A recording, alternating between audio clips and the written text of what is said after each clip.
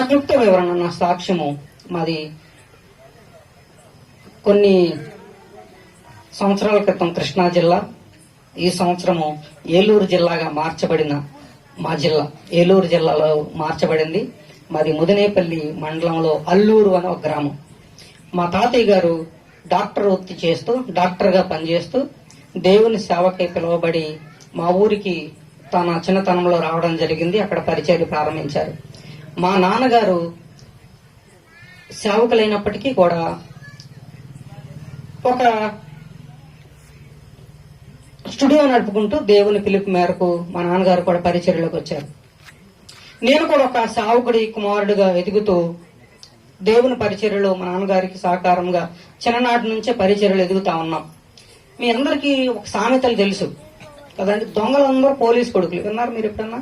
దొంగలందరూ police కొడుకులు, పనికి మాలిన వాళ్ళందరూ పాస్టర్ గారి కొడుకులు అండి. విన్నారు ఈ మాట? విన్నారు మీరు ఎప్పుడన్నా? వినలా? ఇప్పుడు విన్నారండి ఈ మాట? సామెత, ఈ సామెతలు ఉంటాయి. ఈ ఉద్యోగస్తుల కొడుకులు లేదా ఒక అధికారంలో ఉన్న వాళ్ళ పిల్లలు ఎలా ఉంటారంటే, మాక్సిమం 90% వాళ్ళు గర్వ స్వభావము, ఎవరికి అందనంత ఎత్తులో ఉంటూ ఎవరి మాట వినరు వాళ్ళు. ఉదాహరణకి పాస్టర్ గారి కొడుకుని చూడండి, మీరు వాళ్ళ పిల్లల్ని చూడండి, వాళ్ళు ఇక్కడ కూర్చోరు, వాళ్ళ ఇంట్లో కూర్చుంటారు. వాళ్ళ బంధువులను చూడండి, వాళ్ళని కేర్ గా చూడాలి, వాళ్ళు స్పెషల్ గా ఉండాలని కోరుకుంటారు వాళ్ళు. నేను కూడా అలాగే పెరిగా. మా నాన్నగారికి 2 సంఘాలు ఉన్నాయి. ఆ 2 సంఘాల్లో నేను కూడా అలా ఎదుగుతూ వచ్చాను. కానీ ఎక్కువగా మందిరంలో కూర్చోవడానికి ఇష్టపడేవాడిని కాదు. నేను చిన్ననాటి నుంచే నేను దేవుని మందిరంలో ఎదుగుతున్నప్పటికీ కూడా మందిరంలో ఉండడానికి ఇష్టపడేవాడిని కాదు. నేను బయటకు వెళ్ళిపోవడానికి, ఇప్పుడంటే మీకు ఫోన్లు వచ్చినాయి కానీ మాకు ఫోన్లు లేవు. మరి అప్పుడు కూడా ఫోన్లు ఉంటే ఒకవేళ నేను ఏదన్నా పబ్జీలు ఆడుకుంటాను. ఇప్పటికే నాకు అది పబ్జీ అంటే తెలియదు, నేను ఎప్పుడు ఆడలేదు, నాకు తెలియదు అవి. అలా ఉండేనేమో. కానీ దేవుని మహాకృప అప్పుడై లేవు, మేము బ్రతికిపోయాం. ఇప్పుడు అవి ఉన్నాయి. చాలా మంది పిచ్చోళ్ళు అయిపోయి ఉన్నారు, బానిసలు అయిపోయి ఉన్నారు దానికి. అందుకు నేను దేవుని బాగా స్తుతిస్తాను. ప్రభు, మా కాలంలో ఇవి లేకుండా చేసావు, మీకు వందనాలు. అందుకని కనీసం ఈ స్థాయిలో మేము ఉండగలిగాం, పరిచయం చేయగలిగాం అని నేను దేవుని ఎంతగానో స్తుతిస్తా ఉన్నాం. అలా జరిగిపోతున్న కాలంలో దేవుని సేవకుడు కుమారునైనప్పటికీ నేను సంఘానికి పరిచర్యకు ఆటంకంగా నేను మారాను. ఎలాగో తెలుసా? మా అక్క Sunday school teacher. Sunday school అందరి పిల్లలు అల్లరోడు, చెడ్డోడు ఎవడంటే ఆ ఎమ్మానియల్ కూడా అంటే నేనే. సండే స్కూల్ పాడు చేసేవాడు ఎవడంటే నేనే, అల్లరి చేసేవాడిని నేనే. కానీ దేవుని మహాకృప, ఏ సండే స్కూల్ అయితే పాడు చేసేవాడు అదే సండే స్కూల్ నిలబెట్టడానికి దేవుడు నన్ను అభిషేకించి ఆయన వాడుకుంటా ఉన్నాడు. దేవుని స్తోత్రం చెప్పండి అందరూ ఒకసారి. నేను ఎంత వేడిపించేవాడినంటే, మా అక్కను కానుకలు పడతానే చర్చిలో, ఆ కానుకలు లెక్కేసుకున్న దౌర్భాగ్యం నేను. అర్థమవుతుంది మీకు? ప్రతి సండే వేస్తాం కదా, వేసినవని లెక్కేసుకుని మా అక్కతో ఎప్పుడు నాకు గొడవ వచ్చిద్దో అప్పుడు నా ఆయన నాకు ఇచ్చేయనివ్వండి. ఇన్ని వారాలు నీకు నేను ఎంత కానుక వేసాను, నా అవన్నీ నాకు ఇచ్చేయండి. మాకేం చేస్తుంది? అవన్నీ రోజు మళ్ళీ మాకే కొనిస్తా ఉండే. ఇప్పుడు దీవెనక్కకి మీరు కానుక ఇచ్చారనుకో, ఏం చేస్తుంది అక్క? మీకు ఏం కొందామా ఆలోచిస్తుంది. ఏ సిస్టమ్ కొందామా, మైకులు ఏం కొందామా, చర్చిలో ఏం కొందామా, ఇలా కదా ఆలోచిస్తారు. మా అక్క అలాగే ఆలోచించి మాకు పెట్టేది. మరి నేనేమనివ్వండి అంటే, నాయన నాకు ఇచ్చేయనివ్వండి. మా అక్క ఏడ్చేది, ప్రార్థన చేసేది. మా అక్క ప్రార్థన నన్ను ఇక్కడ నిలబెట్టింది. నేను స్తోత్రం చెప్పడం ఒకసారి. మా అక్క ప్రార్థనే నన్ను ఇలా నిలబెట్టింది. మా అక్క నా గురించి ఏడ్చేది, ప్రార్థించేది. అలా నేను ఎదుగుతా ఉన్నప్పుడు, నేను ఇంటర్మీడియట్ పూర్తయిన తర్వాత మా నాన్నగారి యొక్క బలవంతం మీద నేను బైబిల్ ట్రైనింగ్కి వెళ్ళాను. ట్రైనింగ్కి వెళ్ళిన తర్వాత ఒక సహోదరుడు చెప్తా ఉంటే, ఒక సహోదరుడు నాతో పర్సనల్ గా కూర్చుని మాట్లాడుతా ఉంటే, నేను నా ప్రభువు నేను ఎరిగాను. నేను పాపినప్పుడు నేను గ్రహించాను, నేను రక్షించబడ్డాను. నేను ఎప్పుడైతే రక్షించబడ్డానని నిశ్చయితలోకి వచ్చానో అప్పుడు నేను బాప్తీసం తీసుకున్నాను. ఈ మాట మీరు అందరూ గమనించాలి. చాలా మంది నువ్వు ఎప్పుడు రక్షించబడ్డావంటే, నేను పలానా రోజు బాప్తీసం తీసుకున్నానండి ఆ రోజు అంటారు. మీరు ఈ రెండింటికి తేడా తెలుసుకోవాలి. బాప్తీసం అంటే నువ్వు రక్షించబడటం కాదు, రక్షించబడిన వాళ్ళ కొరకు నిర్ణయించబడింది బాప్తీసం. నువ్వు రక్షించబడ్డావు కనుక నువ్వు బాప్తీసం పొందాలి, అంతేగా నువ్వు రక్షించబడ్డానికి నువ్వు బాప్తీసం కాదు. అర్థమవుతుందండి? ఈ రెండింటి తేడా అర్థమైందా? ఇది మీరు గమనించుకోవాలి. నేను రక్షించబడ్డానని నిశ్చయించుకున్న తర్వాత, ప్రభు దగ్గర నా పాపం ఒప్పుకున్న తర్వాత, నేను రక్షించబడ్డాను, ప్రభు నన్ను రక్షించాడు, నా పాపం నన్ను క్షమించాడని నేను ఒప్పుకున్న తర్వాత నేను బాప్తీసానికి సిద్ధపడ్డాను. మా అమ్మ నాన్నకి నేను చెప్పలా, నేను బాప్తీసం పొందాను ఒక సేవకుల ద్వారా. తదుపరి మా అమ్మగారు ఎప్పుడైతే నేను ఈ విషయాన్ని మా అమ్మగారికి తెలియజేశానో, మా అమ్మగారు ఒక విషయం చెప్పారంటే తెలిసి, నేను చిన్ననాడు మా వంశ పారంపర్యంగా వస్తున్న ఆచారం ఏంటి అంటే, మొదట కుమారుడు చనిపోతూ వచ్చారు, ఏదో ఒక అనారోగ్యంతో చనిపోతూ వచ్చారు. మా పెదనాన్నగారి పేరు కూడా ఇమ్మానియేలే. ఆయన పుట్టిన 6 నెలలకు చనిపోయాడు. తర్వాత మా నాన్నగారికి మొదటి సంతానం నేను కూడా చనిపోతాను అనుకున్నారు. నేను పుట్టినప్పుడు తొండపిల్లలాగా ఉన్నానంట. ఇప్పుడు కూడా అలాగే ఉన్నాను అనుకోండి. నేను పుట్టినప్పుడు చాలా చిన్నగా అరిచేయిలో పట్టేంత చాలా చిన్నగా ఉన్నా. డాక్టర్లు అందరూ చెప్పిన విషయం ఏంటి అంటే, ఈ బిడ్డ గుండె చాలా బలహీనము, కొన్ని రోజులకి ఇతను చనిపోయే అవకాశం ఉంది అని డాక్టర్లు చెప్పారు. నాకు ఇప్పటికీ గుర్తుంది, చిన్నపిల్లడప్పుడు నాకు ఎప్పుడు ఒక సూది గుచ్చి ఉండేది, ఎక్కించడానికి, సెలైన్ ఎక్కించడానికి ఎప్పుడు నా చేతికి ఉండేది. అది నాకు అప్పుడు అర్థం కాలేదు. కారణము ప్రతి హాస్పిటల్కి తిప్పుతా ఉండేవాడు నా చిన్నప్పుడు. ప్రతి డాక్టర్ చెప్పిన మాట ఇదే, ఈ బిడ్డ కొన్ని రోజుల తర్వాత, కొన్ని సంవత్సరాల కన్నా సరే చనిపోతావాడని.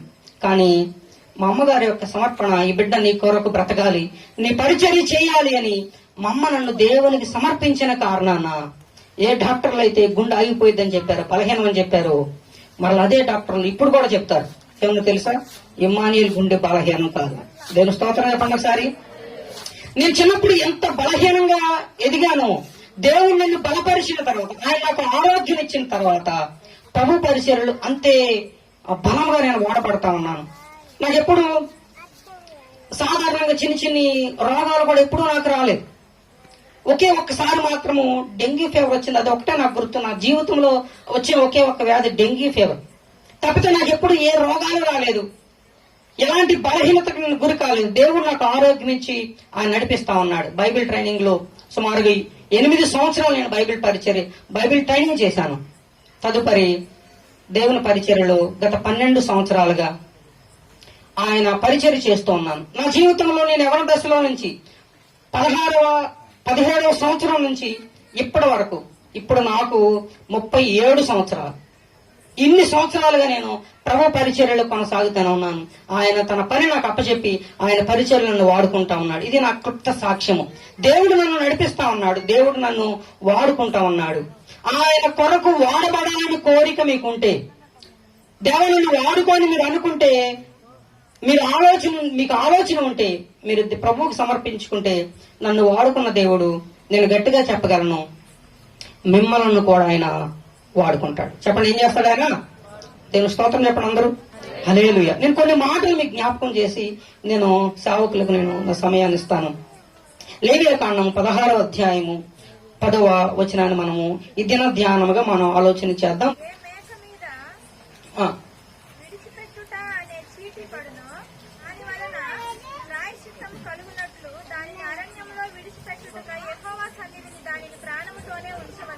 ఓకే, రాయబడిన మాట మనం ఆలోచన చేయాలి. ఏ మేక మీద విడిచిపెట్టుట అని చీటి వేయబడునో దాని వలన ప్రాయశ్చిత్తము కలుగును. కింద విడిచిపెట్టుట అనగానే కింద రాయబడిన మాట అజాజేలు. కనపడుతుంది మీ బైబిల్ ఉంది, అజాజేలు. ఈ రోజు నా సందేశము నేను మాట్లాడాలనుకున్న మాట అజాజేలు. చెప్పండి, ఏంటి చెప్పాలి అందరూ? అజాజేలు అనగా విడిచిపెట్టుట. చెప్పండి, విడిచిపెట్టుట. నేను చెప్పాలనుకున్న మాటలు మీకు స్పష్టంగా క్లియర్ గా నేను ముందే చెప్తాను, మీరు జాగ్రత్తగా గుర్తుపెట్టుకోవాలని కోరుకుంటా ఉన్నాను. మొదటిగా నేను రెండు విషయాలు చెప్పాలనుకున్నాను. ఒకటి, మన దేవుడైన క్రీస్తు మన కొరకు ఏమి విడిచిపెట్టాడు. రెండవది, ఆ క్రీస్తు కొరకు మనము ఏమి విడిచిపెట్టాలి. నేను సాధారణంగా నేను చెప్పుకుంటూ వెళ్ళిపోలేను. ఒక మామూలుగా చాలా మంది బోధకులు చెప్పుకుంటూ వెళ్ళిపోతారు, మీకు వాళ్ళకి సంబంధం ఉన్నట్టుగా. కానీ నేను అలా చెప్పుకుంటూ వెళ్ళిపోలేను. చివరి రెడ్ షర్ట్ వేసుకున్నారా అన్నయ్య, వెనకాల కూర్చున్నారే, అన్నయ్య కూడా వినాలని నేను కోరుకుంటా.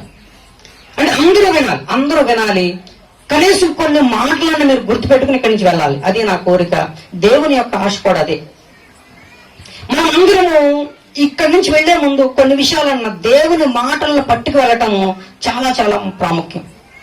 చాలా మంది మీరు ఇక్కడి నుంచి ఏం పట్టుకెళ్లారు అంటే బూందీ పట్టుకెళ్ళామండి, పలహారం పెడతారే బూందీ పట్టుకెళ్ళాం, లడ్డూలు పట్టుకెళ్ళాం, ఇంకేం పట్టుకెళ్తారు? ఇలా చాలా పట్టుకెళ్ళే ఉంటాయి. వాక్యం ఏం పట్టుకెళ్లారంటే ఏమి లేదండి అనేటట్టు ఉంటది. కానీ మనం అలా ఉండకూడదు. మీరు ఏమి ఇక్కడి నుంచి పట్టుకెళ్ళకపోయినా సమస్య లేదు, కానీ దేవుని వాక్యం పట్టుకెళ్ళకపోతే మాత్రము సాతాను మీ దగ్గరే ఉంటాడు.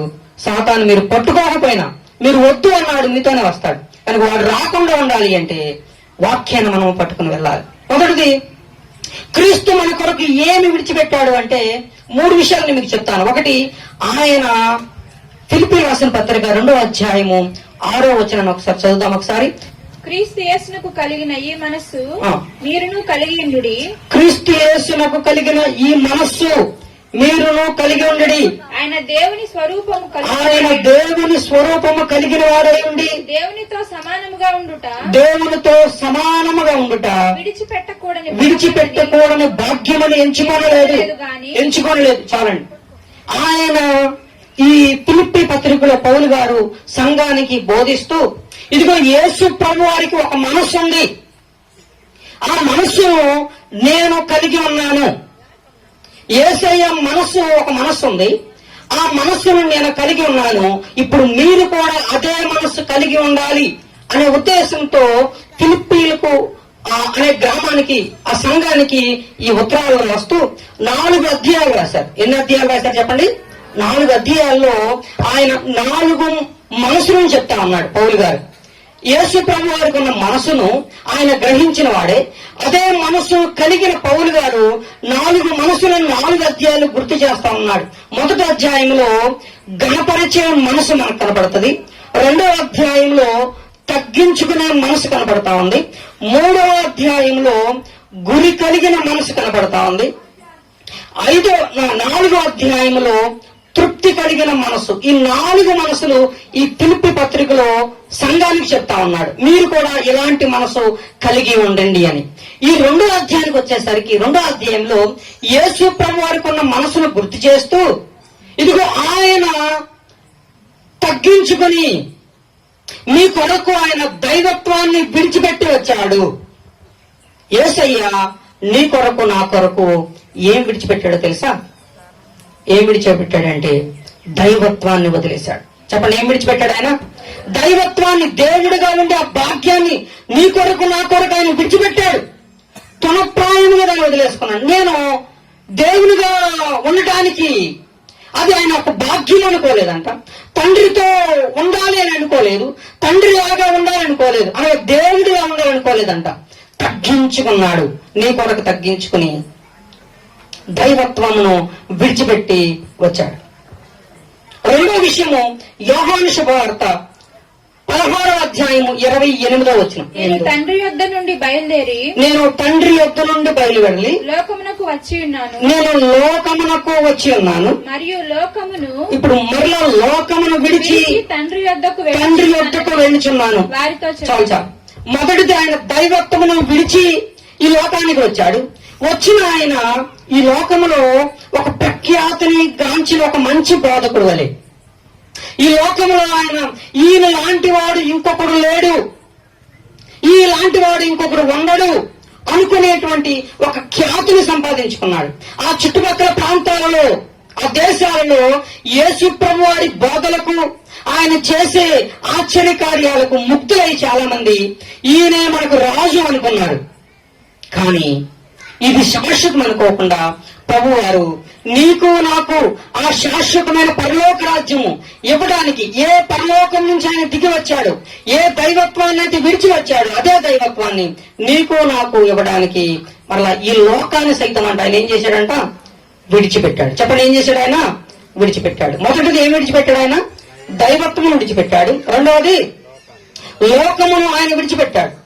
ఇంకా 3వది లూకా శుభవార్తలో 23వ అధ్యాయము 46వ వచనంలో ఉన్న మాట. అప్పుడు యేసు గొప్ప శబ్దంతో కేక అప్పుడు వేసి యేసు గొప్ప శబ్దంతో కేక వేసి, తండ్రి తండ్రి నీ చేతికి నా ఆత్మను అప్పగించుకొనుచున్నాను. నీ చేతికి నా ఆత్మను అప్పగించుకొనుచున్నాను అనేను.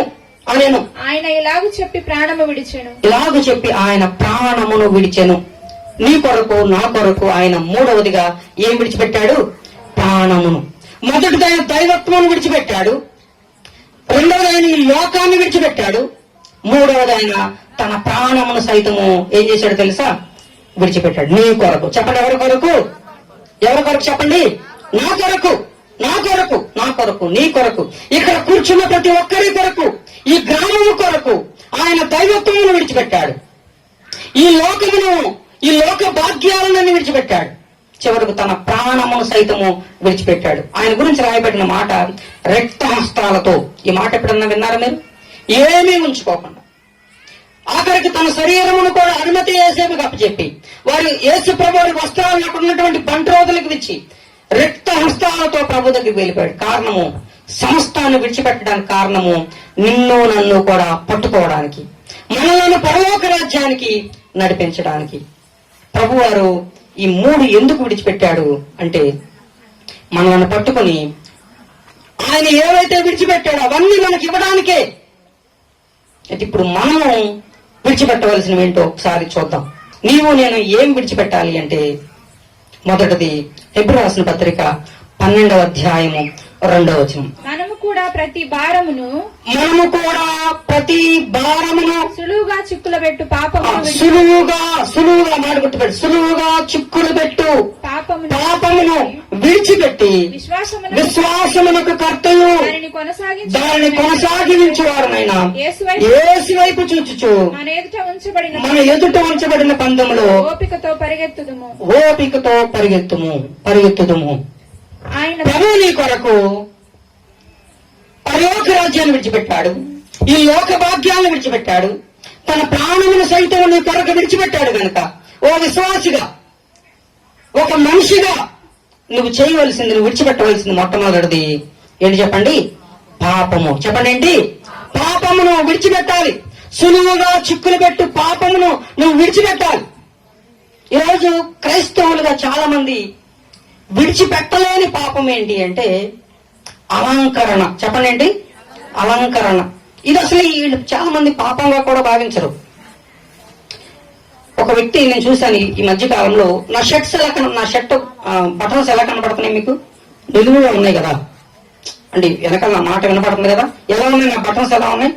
నిలువుగా ఉన్నాయి కదా. ఈ మధ్య నేను ఒక సహోదరుని చూశాను, వాడి బటన్స్ ఎలా ఉన్నాయి? ఇలా ఉన్నాయి. అంటే ఇక్కడి నుంచి మొదలుపెట్టి ఇక్కడ వరకు కుట్టుకున్నాడు. ఇదేంటి విచిత్రంగా ఉంది అనుకో. అంటే వాడి ఉద్దేశం ఏంటి అంటే, నన్ను ఇంకొకళ్ళు చూడాలి. చెప్పండి, అలా ఏం చేయాలంట? వాడిని చూడాలి, సంథింగ్, ఒకళ్ళు నన్ను చూడాలి. అలా చూస్తే నాకు ఆనందం కలుగుతా ఉంది, వాడిని నేను ఆకర్షించగలుగుతా ఉన్నాను. ఈరోజు చాలా మంది చూడండి, సంఘాల్లో ఉంటా ఉన్నారు కానీ, దేవుణ్ణి ఆరాధిస్తా ఉన్నారు కానీ, మన దగ్గర ఉన్నటువంటి అలంకరణ లోకంలో కూడా లేదు. సంఘాల్లో ఉన్న అలంకరణ లోకంలో కూడా లేదు. ఇది విడిచిపెట్టలేకపోతాం. మనం విడిచిపెట్టాలి. ఇది సులువుగా చిక్కులు పెట్టు పాపం. ఒక సహోదరుడు, ఇది నిజంగా జరిగిందో తెలియదు కానీ నేను ఒక సేవకులు చెప్తే కన్నా, ఒక సహోదరుడు ఇలాగే స్టైల్ గా రెడీ అయ్యాడంట. అమ్మ, ఎలా రెడీ అయ్యాడు తల్లి? మీరు రెడీ అయ్యారే చక్కగా స్టైల్ గా. అలా రెడీ అయ్యాడంట ఒక సహోదరుడు. రెడీ అయ్యి అడుగుతున్నాను, నేను డిఫరెంట్ గా రెడీ అవ్వాలి. ఎలా రెడీ అవుదాం? సంథింగ్ స్పెషల్ గా కనపడాలని వాడు తిరగేసేసుకున్నాడంట. ఈ షర్ట్ తిరగేసేసుకోవడం అంటే షర్ట్ను తిరగేసేసుకోవడం కాదు కానీ, గుండీలు ముందు కాకుండా వెనక్కి వచ్చేలాగా వేసుకున్నాడంట. అంటే సంథింగ్ కొంతమంది ఇట్లా వేసుకుంటారే డ్రెస్సులు, అలా వేసుకున్నట్లుగా షర్ట్ను తిరగేసేసుకుని బటన్స్ వెనకాల పెట్టుకుని స్టైల్ గా సైకిల్ తొక్కు వెళ్ళిపోతున్నాడంట హైవే రోడ్డు మీద. బటన్స్ ఎటు పెట్టుకున్నాడండి వాడు? బ్యాక్ సైడ్ పెట్టుకుని హైవే రోడ్డు మీద స్టైల్ గా వెళ్ళిపోతా ఉన్నాడు. వాడు పాటలు పాడుకుంటూ, ఇయర్ ఫోన్ పెట్టుకుంటూ, వెనక నుంచి ఏది వస్తుందో కూడా వాడికి అర్థం కావట్లా, మేఘాల్లో తేలుకుంటూ పాటలు పాడుకుంటూ వెళ్ళిపోతా ఉన్నాడు. ఒక లారీ వచ్చి గుద్దేసింది వాడిని. బోర్లా పడ్డాడు రోడ్డు మీద. ఎలా పడ్డాడు? బోర్లా పడ్డాడు. ఇలా కప్పలా అంటూ పోయాడు రోడ్డుకి. అంబులెన్స్ వచ్చింది. వాడిని చూసేసరికి ఈ అంబులెన్స్ లో ఉన్న ఆ ప్రాథమిక చికిత్స చేసే డాక్టర్ గారు ఏమనుకున్నారు అంటే, ఈ యాక్సిడెంట్ ఏదో బాగా విపరీతంగా జరిగినట్లు ఉంది, తలకాయ తిరిగిపోయింది అనుకున్నాడంట. అర్థం గుండెలు మరి ఇటు పెట్టుకున్నాడు కదా. ఆ డాక్టర్ గారు అనుకున్నాడు, ఈ యాక్సిడెంట్ మామూలుగా జరగలేదు, చాలా తీవ్రంగా గుద్దేసరికి వీడి తల అలా తిరిగిపోయింది అని అనుకుని ఆ డాక్టర్ గారు ఏం చేశాడు తెలుసా, వీడు తల పట్టుకుని గట్టిగిడి తిప్పేశాడంట. ఇట్లా ఉన్న తలకాయని ఇలా తిప్పేశాడు వాడు. వీడు ఉన్న అప్పుడు కొన ప్రాణంతో ఉన్నాడు, ఇప్పుడు చచ్చిపోయాడు. ఎప్పుడు వాడు తిప్పేసరికి చచ్చిపోయాడు. వాడిని తీసుకెళ్లి హాస్పిటల్లో జాయిన్ చేశారు. పోస్ట్ మార్టం చేసే డాక్టర్ వస్తాడే, వాడొచ్చి గమనిస్తే తలకాయ బాగానే ఉంది, ఇవన్నీ బాగానే ఉన్నట్టున్నాయి, కానీ చేతులేంటి మరి ఇటు తిరిగి ఉన్నాయి అని అనుకుని ఆ డాక్టర్ భయపడి ఈడు అసలు మనిషే కాదు అని అనుకుంటున్నాడు. అట్లా ఈడు అసలు మనిషే కాదు. మనిషికి అయితే చేతులు ఇలా ఉంటాయి కదా, కానీ చేతులు వెనక్కి అంటే ఈ షర్ట్ గుండెలు కూడా ఎప్పకుండా వాడు చూసి చేతులు ఇటు తిరిగి ఉండటం చూసి, కాళ్ళు వెనక్కి ఉండటం చూసి ఈడు మనిషి కాదు, ఈడు వేరే గ్రహం నుంచి వచ్చినాడు అనుకున్నాడంట. ఇదంతా అసలు దేని వల్ల వచ్చిందంటారు? ఒక షర్ట్ గుండెలు వెనక్కి పెట్టుకుంటూ వచ్చిన తెప్పలు ఇవన్నీ. నేను ఈ మాట మీకు ఎందుకు చెప్పాను అంటే, ఈ రోజు సంఘాలలో చాలా మంది వస్త్రధారణ ఇలాగే ఉంది, స్టైల్ అనుకుంటూ పాపానికి దగ్గరైపోతా ఉన్నారు. ఏది నువ్వు విడిచిపెట్టాలో అది విడిచిపెట్టకుండా ఇంకా నేను ఆ భ్రమలో బ్రతుకుతూ ఉన్నారు చాలా మంది. ఇవే సులువుగా చిక్కులు పెట్టే పాపాలు, వీటిని మనము విడిచిపెట్టాలి. ఈ పాపములను విడిచిపెట్టాలి. నువ్వు విడిచిపెడితే యేసయ్య ఎవరైతే ఈ సులువుగా చిక్కులు పెట్టే పాపాలను విడిచిపెడతా ఉన్నారో వారిని యేసయ్య పట్టుకోబోతా ఉన్నాడు, వారిని ఆయన వాడుకోబోతా ఉన్నాడు, వారికి ఆయన పరలోక రాజ్యాన్ని ఇవ్వబోతా ఉన్నాడు. రెండవది, మనం క్రీస్తు కొరకు ఏం విడిచిపెట్టాలి అంటే, ఎబ్రీ పత్రిక 6వ అధ్యాయము 1వ వచనము. కాబట్టి నిర్జీవ క్రియలను విడిచి మారు మనస్సు పొందుటయు. చాలండి. మొదటిది, మీరు దేవుని కొరకు మీరు విడిచిపెట్టవలసింది మీ పాపములను మీరు విడిచిపెట్టాలి. రెండవది 6వ అధ్యాయం 1వ వచనం చెప్తా ఉన్నాడు, నిర్జీవ క్రియలను మీరు ఏం చేయాలంట? విడిచిపెట్టండి. 9వ అధ్యాయం 14వ వచనంలో కూడా ఇదే మాట రాయబడి, 9వ అధ్యాయము 14వ వచనం. నిత్యుడగు ఆత్మ ద్వారా తను తాను దేవునికి నిర్దోషిగా అర్పించుకొనిన క్రీస్తు యొక్క రక్తము నిర్జీవ క్రియలను విడిచి జీవము గల దేవుని సేవించుటకు మీ మనస్సాక్షిని ఎంతో ఎక్కువగా శుద్ధి చేయుచున్నది. ప్రభు యొక్క ఆలోచన ఇది. మీరు నిర్జీవ క్రియలను విడిస్తే మిమ్మల్ని శుద్ధి చేసి, మిమ్మల్ని పరిశుద్ధులుగా చేసి ఆ పరిశుద్ధ లోకంలోకి, ఆ పరలోక రాజ్యంలోకి మిమ్మల్ని తీసుకువెళ్లాలని ప్రభు కోరిక. నువ్వు విడిచిపెడతావా నీ పాపమును, నీ నిర్జీవ క్రియలను? తెస్సలోనికీయులకు రాసిన మొదటి పత్రికలో 1వ అధ్యాయము 9వ వచనంలో 3వ విషయం ఉంది, మీరు విడిచిపెట్టవలసింది. మీ యొద్ద నాకెట్టి ప్రవేశము కలిగెను, అక్కడి జనులు మమ్మను గూర్చి తెలియజెప్పుచున్నారు, మరియు మీరు విగ్రహములను విడిచిపెట్టి మీరేం చేయాలి? విడిచిపెట్టండి. విగ్రహములు అనగా మీరు ఆలోచన చేయాలి. ప్రభువు కంటే మీరు దేనిని ఎక్కువ ప్రేమిస్తా ఉన్నారో వాటిని మీరు విడిచిపెట్టాలి. ఇవి మీకు విగ్రహాలుగా ఉండకూడదు. దేవుని కంటే ఏది మీకు ఇష్టమైనదిగా ఉండకూడదు. దేవుని కంటే ఏదైతే మీకు ఇష్టమో అది మీకు విగ్రహము. చెప్పండి, విగ్రహము. మీ బైబిల్ని ఇక్కడ మర్చిపోయి వెళ్ళిపోయారు అనుకోండి, వెళ్ళిపోయిన మీరు అంత కంగారు పడరు. మీరు 200 రూపాయల ఫోన్ ఉంటది, లేదా 500 రూపాయల ఫోన్ ఉంటది, ఇక్కడ విడిచిపెట్టి వెళ్ళారనుకోండి, మీ ప్రాణం తల్లలాడిపోతుంది. నా ఫోన్ అక్కడ వదిలేసి వచ్చాను. ఇప్పుడు ఆలోచన చేయండి, మీరు ఎక్కువ దేన్ని ప్రేమిస్తున్నారని. మీ బైబిల్లో ఒక పేజీ చిరిగిపోయింది అనుకోండి, అంత బాధ లేదు. మీ చీర ఎవరైనా కొంచెం చింపేశారనుకోండి, గొడవ. ఇంకా అర్థమైంది మీకు? అంటే మీరు ఎక్కువ దేన్ని ప్రేమిస్తున్నారని. ఈ విగ్రహాలను మీరు విడిచిపెట్టాలి. దేవుని కంటే మీరు దేనినైతే ఎక్కువ ప్రేమిస్తా ఉన్నారు. కొంతమంది దేవుణ్ణి మర్చిపోయి వారి బిడ్డలను అప్పుడు విపరీతంగా ప్రేమించేస్తూ ఉంటారు, అబ్రహాము వలె. అందుకని ప్రభు అబ్రహాం ఏమన్నాడు తెలుసా? నువ్వు ఎంతగానో ప్రేమించే నీ కుమారుడు ఏం చేయాలి? నాకు బలి ఇవ్వాలి. ఈరోజు ప్రభు కంటే దేనినైతే మనం ఎక్కువగా ప్రేమిస్తా ఉన్నామో వాటిని మనము దేవుని కొరకు బలి ఇత్తుముగాక. చెప్పండి అందరూ ఆమేన్. ఈ రోజు మనం అందరము కూడా దేవుని కంటే మనం దేనికైతే ప్రాధాన్యత ఇస్తా ఉన్నాము, దేవుని కంటే ఎక్కువ మనం దేన్నైతే ప్రేమిస్తా ఉన్నామో వాటన్నిటిని విడిచిపెట్టాలి. ఆ విగ్రహాలను మనము విడిచిపెట్టాలి. ఇంక చివరిగా 4వదిగా మనము ప్రభు కొరకు విడిచిపెట్టవలసింది లూకా శుభవార్త 5వ అధ్యాయము 11వ వచనం. లూకా శుభవార్త 5వ అధ్యాయము 11వ వచనము, 28వ వచనము. అదేవిధంగా ఇదే లూకా శుభవార్త 14వ అధ్యాయము 33వ వచనంలో కూడా ఇక్కడ రాయబడిన మాట, వారు సమస్తమును విడిచిపెట్టారు ప్రభు కొరకు. ఈరోజు నీవు కూడా సమస్తమును ప్రభు కొరకు విడిచిపెట్టగలిగితే, నువ్వు విడిచిపెట్టగలిగితే, వాటన్నిటిని వదిలేస్తే ప్రభువు నిన్ను పట్టుకోబోతా ఉన్నాడు, నిన్ను వాడుకోబోతా ఉన్నాడు, ఆయన నిన్ను నిలబెట్టుకోబోతా ఉన్నాడు. ఆ పరలోక రాజ్యాన్ని నీకే ఆయన ఇవ్వబోతా ఉన్నాడు. నువ్వు విడిచిపెట్టగలవా? మనం ఆలోచన చేద్దాం. ఈ కొన్ని మాటలు మనం ఆలోచన చేద్దాం. ప్రభు అయిన దేవుడు నిన్ను ప్రేమించి నీ కొరకు సమస్తాన్ని విడిచిపెట్టేశాడే. ప్రభు కొరకు నువ్వు ఇవి విడిచిపెట్టలేవా? ఆలోచన చేద్దాం. ప్రభు వీటిని విడిచిపెట్టమని కోరుకుంటా ఉంటే, వీటిని విడిచిపెట్టు అని నిన్ను అడుగుతా ఉంటే, వాటిని విడిచిపెట్టకుండా ప్రభు వారి కొరకు మనం వేటిని విడిచిపెట్టకూడదు వాటిని విడిచిపెట్టేస్తా ఉన్నాం. దేవుని ఆజ్ఞలు కొంతమంది విడిచిపెట్టేస్తా ఉన్నారు, దేవుని ప్రేమను విడిచిపెట్టేస్తా ఉన్నారు. దేవుడు ఏ ధైర్యాన్ని మనకిచ్చాడో, ఏ ఆప్యాయత ఇచ్చాడో, ఏ ప్రేమనిచ్చాడో వాటన్నిటిని విడిచిపెట్టేస్తా ఉన్నారు. వేటిని విడిచిపెట్టాలో వాటిని మాత్రము అంటు పెట్టుకుని ఉంటా ఉన్నారు. ఈరోజు వేటిని విడిచిపెట్టాలో వాటిని విడిచిపెట్టి, వేటిని గట్టిగా పట్టుకోవాలో వాటిని పట్టుకుంటే యేసయ్య నీ చేయి పట్టుకుని నేను నడిపించబోతా ఉన్నాడు. మరి విడిచిపెడతావా? ప్రభు కొరకు ప్రభు మన కొరకు ఆయన సమస్తాన్ని విడిచిపెట్టాడు. నువ్వు ప్రభువు కొరకు నువ్వు విడిచిపెట్టగలవా? నీ పాపములను విడిచిపెడతావా? నీ నిర్జీవ క్రియలను విడిచిపెడతావా?